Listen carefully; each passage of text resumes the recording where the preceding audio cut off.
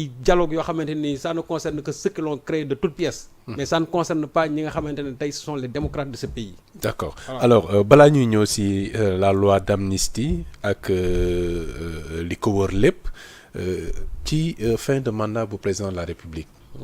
dégg nañu lors du dialogue un avocat chef de parti maître El Hadj Diouf wax na njiitu réew mi faw mu toog après le 2 avril loo xam ne c'est contraire à la constitution.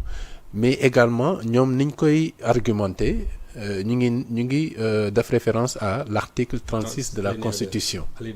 alinéa 2 boobu est-ce que mën na nekk loo xam ne mën na justifier la présence du président de la République au-delà de 2 avril. xam nga El Hadj Diouf mooy avocat boo xamante ni il parle tout sauf droit El Hadj Diouf du wax droit. il est avocat pourtant. oui il est avocat mais El Hadj Diouf mës nga yéen kan moo fa mës a toog El Hadj Diouf toog ci discussion. balay évoquer ay articles ay jurisprudence mës ngeen ko dégg El Hadj Diouf du la wax ba ne la article sangam indi la ay combinaisons juridiques mukk El Hadj Diouf est toujours dans les généralités dans les superficialités. c'est mon ami sama xarit la sama grand la mais bu wax dëgg jotee nan ko wax. jàkkaarloon nañ man ak moom émission ma ne ko. sur la même question ma ne ko lii nii mënoo ko argumenter leneen lan lay jox mais kenn mënul argumenter loolu article 36 boobu ñu wax c'est un article archi clair man leen da ngeen di bàyyi parce que Doudou Ndoye laa di ngeen bëgg a sauter sur l'occasion pour jël ko comme parole d'évangile Doudou Ndoye c'est un avocat c'est dans la même position le soutenir moom maître Doudou Ndoye. waaw mais Doudou Ndoye c'est pas un constitutionnaliste c'est un privatiste c'est un juriste nag mais dafa am loo xam ne ci seen xel màcc ñoom Kader Boye ñoom Serigne Diop ñoom Abdoul Aziz Mbodj ñooñu lañ ca wax dafa leer ak yeneen juristes yu dul jeex nag waa UGB wax nañ ci. luñ ci wax. lañ ci wax c'est clair gis nga article 36 boobu alinéa 2. mënoo koo tudd te doo wax alinéa 1 bi. xam nga ñaari ñoo ànd. mënoo ko dissocier. su fekkoon ne ñaari amuñu benn kii xool. kon article alinéa 2 boobu. article mooy nekk article 37. oui. mais boo gisee ñoom ñaar ñooñu ñu ne alinéa 1 alinéa 2 c'est parce que am na benn lien entre les deux. ils sont indissociables. kenn mën leen dissocier parce que alinéa 1 lu mu wax. président bu bees bi suñ ko falee ba pare. ba résultat ñu joxe résultat conseil constitutionnel moom dafay toog xaar. ba mandat président bi jeex pour mu prêter serment léegi aussi ñu ne président bii yow tamit bu élection bi bu ñu falee sa successeur ba pare da ngay toog ba sa mandat jeex joxe ngay door a dem c'est-à-dire da ngay toog ba sa mandat jeex ngay door a dem donc fii dafa am moment transitoire boo xam dañu am deux présidents à la fois moom la xam nga dañu am ñaar oui kiy dugg ak kiy génne léegi nag comme que diggante bi bëgguñu am vacances parce que bu fekkante ne yow dañ la fal tey rek. ñu joxe résultat définitif yi nga ne man comme que joxe nañ ma immédiatement présidence laa jëm président génnal ci biti déedéet. dañ lay jox ab diir. ne la bu ñu joxee résultat yi ba def proclamation ay xaar ba nga xamante ne heure bi ñu fixé. pour sa succès sa prédécesseur génn yow nga door a ñëw toog ñu ne yow tamit président bi fi nekk. da ngay xaar. ba nga xamante ne sa mandat fi muy jeexee ngay door dem da ngay xaar président bu bees bi ba heure bi sa mandat jeex ngeen def passation ngay door a dem donc kiy dugg ak kiy génn c'est-à-dire kiy dugg day xaar kiy génn daf koy xaar. yaa ngi dégg kiy dugg day toog xaar. mais ki nga xam ne dafa war a génn moom tam day xaar kii. ba nga xam ne su jotee maa ngi dem kaay nga toog. donc moment transitoire boobu am na liggéey certainement buñ ciy war a def. laa la wax c'est-à-dire loolu c'est-à-dire article bi loolu la. mais su fekkente ne dañ ne da ngay xaar c'est-à-dire vacances du pouvoir mais quand même diggante boobu article alinéa 2 boobu forcément ça fait appel à l'alinéa 1 mais xam nga mooy li ma wax rek gis nga rubekat yi dañu garaaw manipulateurs yi c'est que chaque fois dañuy indi problème fu mu amut. mais les questions d'interprétation aussi est-ce que compliqué wul les choses. gis nga Abdou Khadre gis nga loi. loo ci bëgg a interpréter ko fii. lan lañ fi doon wax ci article je crois est-ce que doon 27 bi sur affaire président de la République. nul ne peut faire exercer plus de 2 mandats consécutifs et cetera lu nekk wax nañ ko ci. la durée du mandat est de 5 ans. waaw lu ne dégg nga ko ci lu ne nga dégg nga ko ci lu ne manipulateurs yi lu ne wax nañ ko ci parce que buñ jàppee ne foofu mën na nekk porox ndol pour ñu kii ko pour ñu mën ci ngoyomu loolu la ñuy def léegi article 36 ba lañ jël et puis xam nga ce qui n'est pas sain mais quand le président bi nga xamante ne moom c'est le gardien de la constitution daat koy évoquer nii rek comme de façon désintéressée daal ne wooy article 36 boobu sax alinéa 2 bi am na lu ñu ci wax ak yooyu continuer mais juñu na ko mooy bu fekkente ne élection amul ba heure boobu ndax man maa fiy toogaat c'est que moom waroon na egsi foofu ak ñun moom waroon fi egsi foofu ak ñun on lui a remis un pays démocratiquement mu liggéey ko def na lu baax def na loo xam ne ni matewul mandaam jeex na nañ ko ñaanal mu dem keneen ki ko fi wutu mu assister ko ñaanal ko bu ko mënee conseiller ko ba pare dem toog jàpp njàmburam comme l'ont fait les c'est la tradition démocratique. non mais dinaa dem mais ci ay problème laa leen di bàyyi. ba évoquer sax ay forces yoo xam ne boo leen organiser wul wax na fi lu ne c'est-à-dire ay forces xamu la wax na fi ay forces mais gis nga Sénégal ñun lan moo tax depuis 1960 jusqu'à aujourd'hui on a la stabilité. lu tax toujours ñun ay civils ñoo fi nekk. 1968. ba fi affaire yi taree quand le général Alfred Diallo est allé au palais. Senghor pensait que c'était pour venir prendre le pouvoir. Senghor lui a dit le pouvoir est là. On ne dit non, moi je suis venu respecter la constitution.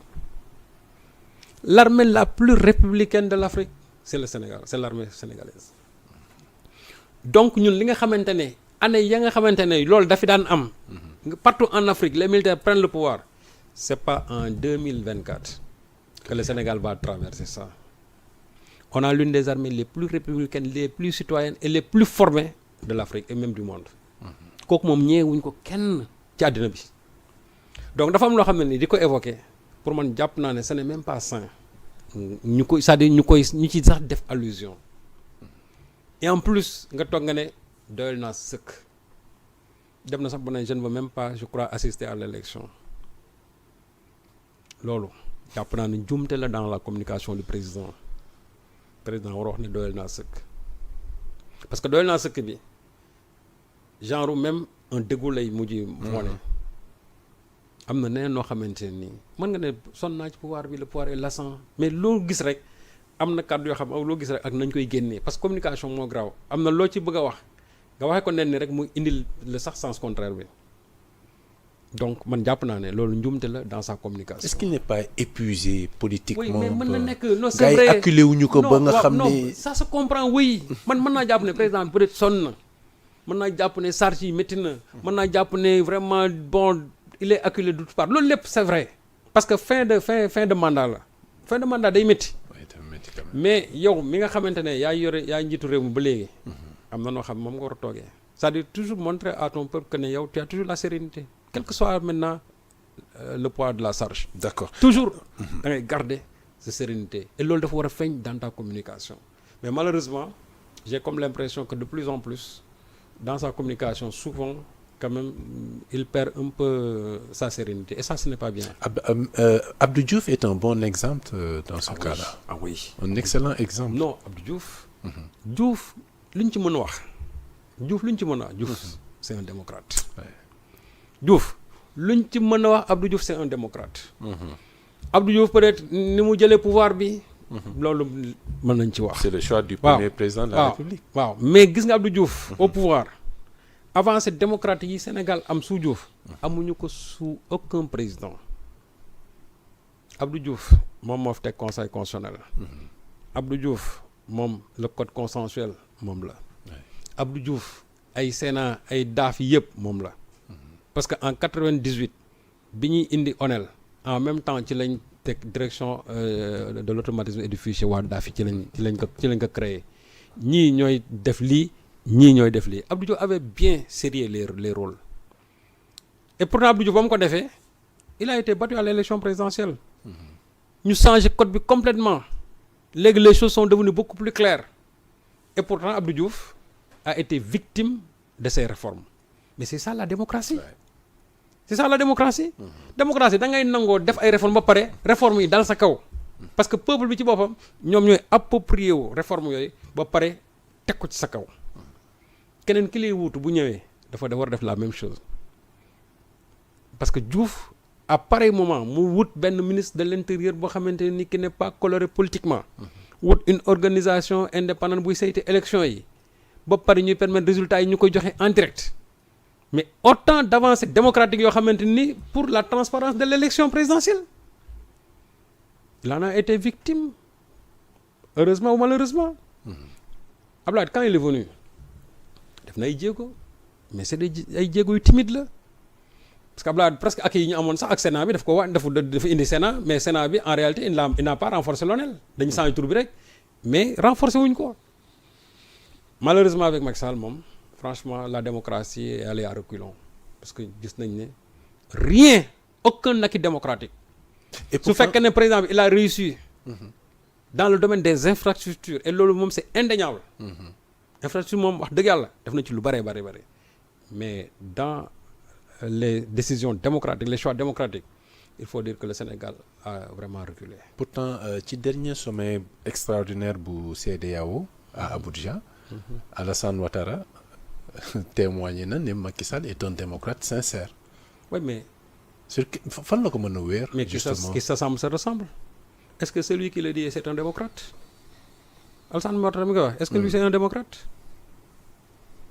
son grand ami c'est le président Macky Sall son grand ami c'est le président Macky Sall demandez aux militaires du Niger yi nga xamante ne ñu jël ñu poursuivre si foofu demandez-leur su fekkee ne Macky Sall c'est un démocrate demandez au président burkinabé si c'est un démocrate demandez au président malien su fekkee ne Macky Sall c'est un démocrate donc ku ci nekk position ba nga nekk ci ngay apprécier Alassane Ouattara qui le dit du mu ngi ni il est en train d'entamer son 3e mandat oui. Alors qu'il avait dit que moom il n'allait pas se présenter ak li ñu daj ci Alassane Ouattara pour qu'il prenne le pouvoir démocratiquement 2011. Mais regarde même su fekkee ne nañ dëkkam bëgg nañ ko et cetera mais c'est-à-dire tekkiwul dara Lula da Silva l'actuel président du Brésil année ba muy njëkk a pare Brésil c'est def ses 8 ans parce que foofu mandat de 4 ans la oui.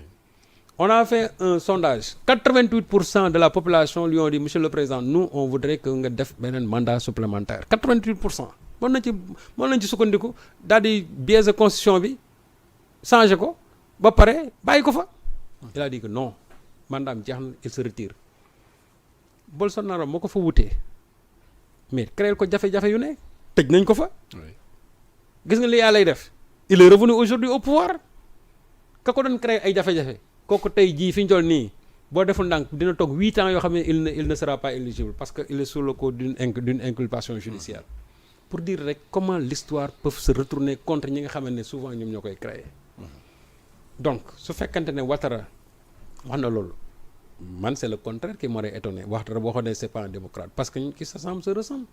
D'accord. Mais je crois les meilleurs yu war a mën apprécier en tout cas le démocratisme du président Macky Sall je crois que c'est la population sénégalaise ñun ñi mu jiite ñun ñoo mën a juger ndax c'est un démocrate ou bien c'est pas un démocrate et je dis qu'en matière démocratique vraiment le président a failli on n'a pas eu d'avancée démocratique. Et la liberté d'expression sur les plateaux les gens disent leur opinion c'est vrai que am na ñoo xam ne jàpp nañ leen pour des délits d'opinion, etc. Bien sûr moo tax may wax justement mais au-delà de ça mënuñu jàpp ne peut-être am na quand même des traces yu fi des yoo xam ne mën nañ jàpp ne non xamul lu fi am rek c'est parce que dafay amoon ba pare gis nga ouverture démocratique boobu ci Abdou Diouf lañ njëkkee loolu noonu ci Abdou Diouf même la libéralisation des journaux yi nii ci Abdou Diouf lañ njëkkee Wade la renforcer peut-être Macky Sall gën ko densifier mën naa leen ce n'est pas la multiplicité des organes de presse c'est ça qui fait la liberté d'expression déedéet mën nañu am 1000 journaux alors que liberté de presse mën na fi bañ a am parce que liberté de presse xam nga mooy nga wax sa opinion te doo ci am benn xalaat doo censurer sa bopp mais su fekkee na nga dem ba boo toogee nga ne man de moo bi su ma ko génnee bu subaa mën nañ ma ci jàpp bu may waxee lii ñu mën jàpp mën nañ ngay censurer sa bopp foofu liberté de presse amatu fa alors que je crois que dans une démocratie c'est vrai que la liberté de presse il y a la responsabilité qui l'accompagne. Bien sûr. Mais fii dañuy jàpp ne liberté d'expression dafi sooxee parce que délit d'opinion yi dafa bëri man je ne veux même pas parler de mon cas mais dama ko gis ci ñeneen ñoo xamante ne nii yàlla xam na ne liñ doon wax su Abdou Diouf liñ doon wax su Wade bu doon loolu lañ doon waxat tey jii nii non kon xanaa Guantanamo leen leen yóbbu kon gannaaw dañ leen yóbbu parce que su Wade moom côté boobu amul nag ko personne légale parce que Wade moom Wade loo ne dégg na ko man mii di wax nii mais il faut revoir les articles yi ma daan bind su Abdoulaye Wade quand je relis ces articles là souvent sax j'ai des frissons je me suis dit que expression yi sax nan la mën a génne ci man xam na lu koy indi c'est-à-dire contexte bii nii contexte bii ou maintenant même tu da ngay xool le choix même des mots alors que je dis que loolu c'est consubstantiel à la liberté d'expression même du journaliste. C'est ça. Donc sur ce côté-là il y a eu beaucoup de journaux, il y a eu beaucoup de télévision, il y a eu beaucoup de radio mais journaux et télévision yooyu ngay gis fii sax kan moo ko moom qui sont les propriétaires ñan la xool le matin rek boo gisee boo xëyee nga gis titres yi tous les titres pratiquement presque presse bi ñëpp ils tirent presque dans la même direction. Rares sont les titres yoo xamante ni c'est pas parce que aussi ça doit être ça mais dama ne rares sont les titres yoo xamante ni qui osent prendre le contre-pied de ce que font actuellement les gens du pouvoir. Les classiques. Donc fi nekk nii tey titres yooyu lu ñu bëri kan moo leen moom ñun xam nañ bu baax ñan ñoom moom titres yooyu xam nañ ko bu baax. Alors donc vraiment qu'on ne dise pas que parce qu'il y a une multiplicité de titres d'organes je ne sais pas quoi qu'il y a la liberté non la liberté d'expression ne se mesure pas à ça. La liberté d'expression, ça se mesure d'abord à la liberté du journalisme d'exprimer clairement ses opinions sans avoir au moins une seule crainte d'aller en prison. D'accord. loolu mooy liberté du journaliste. Très bien alors ñu dellu si waat un peu si la loi d'amnistie. balaa ñuy ñëw ci opposition bi pour terminer foofu loi d'amnistie bi ni ma ko waxee njiitu réew mi évoqué na ko hier en conseil des ministres adopté nañ ko d'ailleurs.